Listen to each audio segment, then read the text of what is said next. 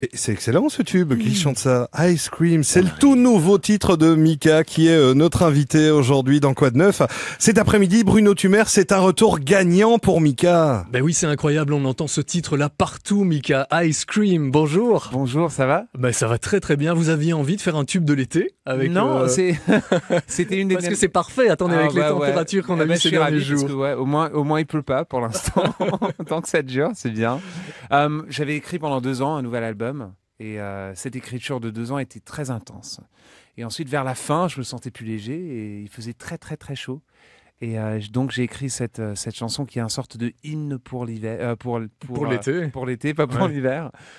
Et aussi, bon, on adore l'idée de la chaleur, mais quand ça arrive, on se souvient tout d'un coup de tous les inconforts Ouais. de la chaleur. Donc c'est une chanson qui part des deux choses. C'est vrai que nous, ça nous procure du bonheur, mais c'est vrai que quand c'est la canicule, c'est parfois un petit peu plus difficile. C'est un titre que vous aviez écrit en Toscane. Vous étiez en Toscane? Italie, ouais, parce que j'ai passé quelques semaines dans la maison que ma sœur avait louée et j'avais construit un studio là-bas. J'avais appelé des jardiniers qui étaient en train de travailler dans la maison de ces gens et ils m'ont aidé à installer. Moi, j'étais en maillot de bain pendant une semaine. J'ai construit un studio et ensuite, pendant quelques semaines, j'ai écrit. Et cette chanson fait partie de l'écriture, la dernière partie de l'écriture de l'album. Oui, l'album qui arrivera à la rentrée. Il y a très longtemps qu'on l'attend. C'est vrai qu'il y a eu une pause de quoi, 4-5 ans maintenant depuis le précédent? Ça fait 4 ans. Ouais. Ouais. Et c'est beaucoup. Hein. Aujourd'hui, c'est beaucoup. Mais en même temps, comme je suis vraiment un auteur-compositeur, je ne peux pas chanter les chansons des autres. Mhm. Et donc, je dois savoir ce que je vais raconter. Et de temps en temps, ça prend du temps. Mais là, ça vaut la peine parce que je suis extrêmement fier de cet album. C'est un album qui est assez tranchant. Ça a beaucoup, beaucoup de courage. Ça pense pas à les conséquences. Du courage, pourquoi? Parce que c'est pas, par exemple, c'est pas juste un son. C'est moi qui raconte des histoires qui sont de temps en temps extrêmement personnelles. Et on a presque l'impression qu'on est en train de voyager à travers le temps. Parce qu'on entend quelque chose qui commence très très très très pur, un petit peu à la Johnny Mitchell, et ensuite un peu folk. Ouais, et ensuite on va bam dans quelque chose qui est plein de fantaisie, beaucoup plus Elton John et Queen, et ensuite on arrive à Ice Cream, qui est plutôt funk. Ouais, ce sont vos influences, ça, Elton John et Queen. C'est toutes les choses que j'aime, mais aussi parce que j'écris au piano. Et donc je me mets au piano. Le côté musicien. Ouais, c'est ça, et je vois des images dans ma tête. Et j'illustre les images que j'ai dans ma tête au piano, mais j'imagine tous les sons qu'il y a autour. Donc pour moi, c'est pas les disques et les chansons sont pas dirigés par un groove ou par un son. Ils sont dirigés par des images et par la mélodie et par les paroles. Il y a un côté charnel aussi, Mika, Ouais, Ice Cream, parce qu'il y a presque un deuxième degré dans ce titre-là. Il y a presque un deuxième degré. Enfin bon, oui, il est assumé, il y a un deuxième degré. Ouais, c'est totalement assumé. Mais bon, non, mais je comprends ce que tu veux dire. Mais je trouve que ce côté charnel est assez important. Je trouve que la musique pop, en ce moment, on a oublié ce côté un peu plus sensuel, un peu plus charnel, un peu plus malin. Ça s'est un peu lissé avec les années. C'est vrai que c'était très sexué avant. Ouais, les Prince, Madonna, Michael Jackson. Le côté sexué des années 90 ou la fin des années 80, il reste quoi? Pas grand-chose. Donc c'est un ingrédient qui est extrêmement important dans la musique pop, dans la musique en général. Toutes les chansons qui ont été écrites depuis le temps, je sais pas, avant Scarlatti, avant Mozart, jusqu'à George Michael et Daft Punk, ils parlent de quoi la plupart? 95%. C'est quoi? D'amour. Le désir. Ouais. D'amour Même pas charnel, l'amour. souvent. Le désir. Le désir est la chose fondamentale. Eh ben, de temps en temps, il faut exprimer le désir sans trop être parano. Il y en a un qui avait très très bien compris ça, qu'il fallait écrire sur le désir, c'est Serge Gainsbourg. On va réentendre les sucettes, vous connaissez ce titre? Annie aime les sucettes à la... Ice Cream, c'est un peu les sucettes version 2019? Je sais pas, ça c'est un joli compliment. Bah oui, parce que attendez, l'écriture de Gainsbourg, c'était quand même incroyable. Non, mais Gainsbourg, franchement, c'est une référence énorme parce qu'il y a une sorte... je dis toujours que la poétrie de la chanson n'est pas une poétrie... poétrie, je suis en train de parler l'anglais. Poésie, ouais. La poésie. On avait traduit. Excusez-moi. La poésie dans la chanson est très différente que la poésie qu'on écrit ou qu'on met dans les livres. C'est un langage, pas vulgaire, mais quotidien. Et c'est la combinaison entre la mélodie, la métrique le rythme de la phrase.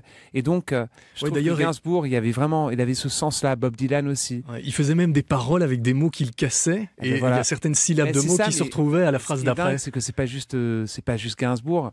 C'est quand on regarde les lieds de Schubert, de Brahms et des choses comme ça, il faisait la même chose. Il cassait les mots ou il terminait sans rimer, en cassant. Pour montrer que ça faisait mal ou qu'il n'y avait pas d'harmonie, des choses comme ça. Et je trouve que Gainsbourg, c'est une énorme référence.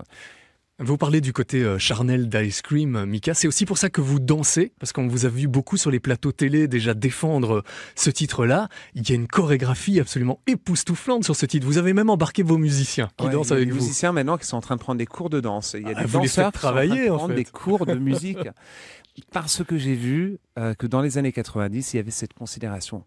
Aujourd'hui, moi, j'ai commencé mes concerts il y a 11 ans avec une considération énorme pour la partie visuelle. J'ai trouvé des designers qui sont maintenant les plus grands designers du monde, qui travaillent avec toutes les autres pop stars.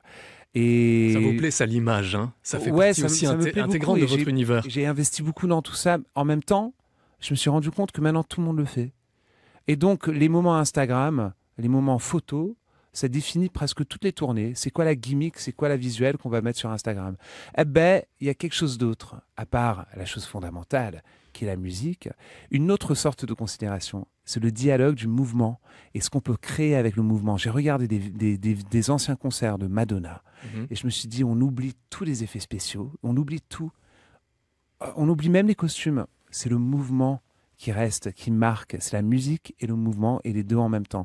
De James Brown à Prince, à Sheila E., à Madonna, à George Michael, il y avait toujours cette considération de mouvement, et c'est sur cela que je vais baser toute ma nouvelle tournée, qui va avoir bien sûr un côté visuel énorme, mais cette idée-là du mouvement chorégraphié est très étudiée. Avec la chanson, c'est très important. Ça vient de la tradition funk. Vous parlez de la tournée, Mika. Vous serez chez nous à Forêt Nationale le 14 décembre. Ouais. C'est une salle aussi que vous connaissez par cœur. Vous êtes beaucoup produit là, dans cette arène finalement, où tout le public est là et vous entoure. Moi, j'adore cette salle. Je le dis à tout le monde. Tous les artistes nous disent ça. Non, mais et je vous dis pourquoi. J'ai fait le Sports Palace à Anvers. À Anvers. Et j'ai fait plein de différentes salles, mais je vous dis que cette salle-là, Forêt Nationale, elle est magique. Pourquoi? Parce que c'est un donut. C'est un donut, on ne sait pas où est le niveau de la Terre, on ne sait pas si on est souterrain ou si on est au-dessus de la Terre, on ne sait pas où on est, c'est un navo spatial. Et ça ferme le monde à l'extérieur, et on s'en fiche de ce qui se passe dehors. Et il y a aussi un sorte de côté désuet. C'est très désuet et ça donne beaucoup d'ambiance. Et c'est un bon environnement. Bah, la salle et ça fait 2 semaines qu'on est en vente et ça se passe très bien. Bah, attendez, avec le tube Ice Cream avec lequel vous arrivez, ça ne nous étonne pas. My Name is Michael Holbrook. Ce sera le titre de l'album. Qui est ce Michael Holbrook? C'est moi. C'est vous? C'est mon nom légal. Ouais. Michael Holbrook Pennyman Jr. C'est le même nom que mon père. Donc, mais lui, c'est Senior. Et moi, c'est Junior. Mais qui vous appelle... un fils, c'est The Third. Qui vous appelle encore Michael? Personne. Personne? Tout le monde vous appelle Mika? Les comptables. Même pas les comptables. Tout le monde m'appelle Mika. Et j'étais Mika depuis ma naissance. 1h30 après ma naissance, je suis devenu Mika. Et je trouve que cette idée de faire un bilan sur moi-même, une sorte de reset de ma carrière. Ouais, une mise à nu, une mise à zéro. Exactement. Pour recommencer... je me suis dit ce pseudonyme de Michael Holbrook était plutôt chouette comme idée parce que c'est pas un pseudonyme, parce que c'est mon vrai nom, mais en même temps, j'ai toujours été Michael Holbrook et j'ai toujours été Mika. Donc Mika, c'était pas une protection au départ, c'était pas pour vous protéger. Non, en fait, quand je veux me protéger, il y a même des moments où j'ai utilisé le nom Michael Pennyman pour faire des réservations, pour faire des choses comme ça. Donc c'est un nom extrêmement pratique. Bon, c'est un nom très courant aussi. Est Michael Pennyman. Ah oui. Ouais. C'est marrant. C'est marrant. Il y a eu quelques titres en français par le passé. Oui, Mika. Mais il y en a pas. Il y en aura pas sur le nouvel album. Non, il y en a pas. C'est parce que je voulais cette transparence totale. Je voulais écrire de la même manière que je réfléchis, sans penser à les conséquences. Et donc ce stream of consciousness, je sais pas comment on dit ça. Stream of consciousness. Stream, c'est le flux, mais consciousness, c'est de conscience. Oui, voilà. Le flux de conscience. Quand les choses sortent sans qu'on pense. Ce qui est la plupart du temps quand je parle ou quand je fais des interviews, et ensuite je regrette beaucoup après. Mais là, ça va, vous n'avez pas dit trop de bêtises. Hein. Pour l'instant. Il y a eu 2 ans de travail sur cet album, vous nous le disiez. Qu'est-ce que vous avez fait le reste du temps? À quoi vous occupez vos journées? Quels sont vos centres d'intérêt, à part la musique? Il y a la musique, j'ai fait de la télé, parce que la télé est devenue... The Voice, qu'on a beaucoup vu The Voice, ici. mais aussi dans des autres pays, j'ai fait beaucoup de télé. Et là, je pense qu'il y a des gens qui ont dit « Ah, la télé, c'est un truc très commercial, c'est un truc de très grand public. » Mais moi, je trouve que la télé, si on peut la faire et raconter qui on est, sans changer, sans faire semblant d'être quelqu'un d'autre, rester soi-même. Voilà. Et ce perspective que la télé, c'est un truc sale, c'est un sell-out, je pense que c'est vraiment vieille garde. Et on adore le voir. Qui dit ça, et aujourd'hui ça a changé tellement, il faut juste regarder ce qui se passe aux États-Unis, en Angleterre, partout. C'est la même chose. On a très peu de manières maintenant, autant qu'artiste, de raconter qui on est. Bien sûr, le monde a changé d'une manière où il y a le streaming, il y a Spotify, il y a Deezer, il y a tout, il y a Apple Music, et ça c'est fabuleux parce qu'on a plus d'accès à la musique que jamais. Mais les émissions de musique à la télé, il y en a presque. Oui, c'est vrai que ça devient rare. Voilà, les lives à la radio, ça se fait. Et il y a eu la victoire avec Whitney, encore bravo. Et on adore le voir, Bruno Tumers, on adore le voir en télévision, on adore le voir aussi à Forêt Nationale le 14 décembre. 14 décembre, Forêt Nationale, et puis le nouveau single Ice Cream. Merci Mika. Merci à vous. Passé sur Vivacité, on se retrouvera à la rentrée pour le nouvel album. À bientôt. Ciao. Merci Bruno, merci Mika.